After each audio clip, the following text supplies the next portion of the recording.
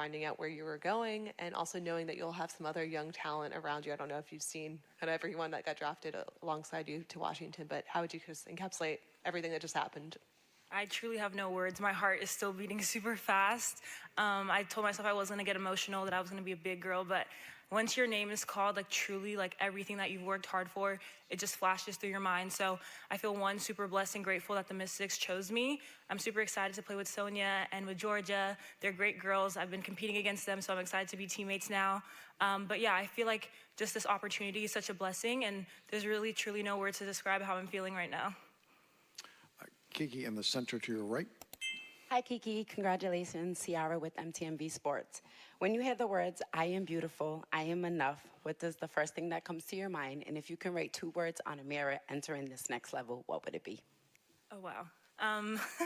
When I hear the first part of your question, I think about just being confident, being unapologetically yourself, and just, yeah, staying authentic. And then could you repeat the second part of your question? I'm sorry. If you could write 2 words on a mirror entering into this next level, what would it be? I would say keep going and trust the process. I know that wasn't 2 words, but yes. I'm sorry, who has it? First row. Okay, first row to your right, Kiki. Hi, Kiki. Congratulations. Right here. Question for you. Flash forward. It's the night before your WNBA debut. What message do you have for your future self? You belong here. Stay confident. Be confident. The journey is not linear. And again, just trust the process. Kiki, front row, all the way to your right. How you doing, Kiki? Daniel Artest from the 9450. Your game took a leap this season. What changed in you mentally, emotionally, that allowed that growth to happen? Yeah, this whole season, truly, like I title it, the season of growth. I feel like I grew in all areas. I grew in all areas, excuse me, physically, spiritually, emotionally. I think on the court, I grew the most as a leader. I had to really step up. I've never really had to be in a leadership role, but I had to this season, and I had to balance being new, but also being a vet. So that was an interesting journey for me, but I learned so much from it. And then more tangible on the court, I feel like defensively is really where I took a leap. I had to guard more guards, shooting 4s, guard on the perimeter, guard flares, staggers, so really just be challenged defensively. And I feel like that's one thing that will help me, get some minutes in the W. Kiki, also in the front row, all the way to the right. Hi, Kiki. This is Chris Gunther from The Chris Gunther Show. What message does you being drafted send to other young girls that look like you? You can do it. If I can do it, you can do it, but even better. I think, in my position, I'm just trying to make the league, the world, a better place for the girls coming up behind me that also look like me. But I think it's great seeing representation. I'm doing it for the Nigerian girls, little black girls, the girls in LA, honestly, everybody that just, has helped me get to this journey. So I think I just tell them, do it, but do it even better than I did.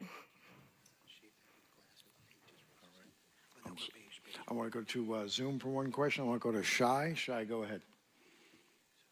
Hi, Kiki. Shai for Swish in France. Congratulations. Thank you. And how important are your Nigerian roots as a person, as a basketball player? And are you already thinking about the possibility of playing for the Nigerian national team in the future? Being Nigerian, if you ask any Nigerian, is kind of like a personality trait. Like, we're super proud, we're very confident, and we have this phrase, Naija no dey carry last. And that just means, in everything that you do, you strive for excellence. If someone can do it, you can do it even better. So I think that's something that I live my life by. And then in terms of the Olympics, I don't know yet. We'll see whatever happens. But I'm excited for DC. There's a great Nigerian population over there as well. So I can't wait to get over there.